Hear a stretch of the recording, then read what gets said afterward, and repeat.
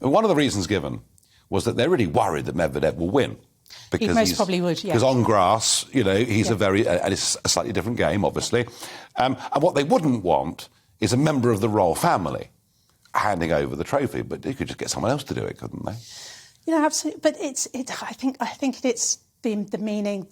There's been an issue within gymnastics regarding one Russian athlete, and I think it's a preventative measure here that it could create a political storm. And I think as well with what's going on in Ukraine, it's incredibly sensitive, and indeed, we're seeing awful, dreadful, I'm not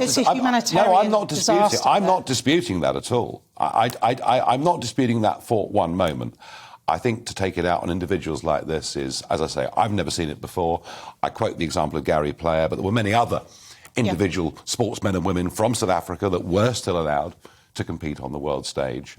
Nothing like this has happened in modern times. I wonder what the tennis-loving public will make of it. It's going to be very interesting, isn't it? I think there's going to be a huge debate. It's going to be very divisive. As a former player myself, it's a very difficult call to make. And of course, it's your professional earnings, it's your living. And it's Wimbledon. Yes, absolutely. But Medvedev, without a doubt, I mean, he was favourite, and I think he would have gone on to win it. And it's going to be a huge shame for tennis that he's not competing. Well, I don't know. We have Novak couldn't play in the Australian Open despite having won it 9 times previously on vaccine rules.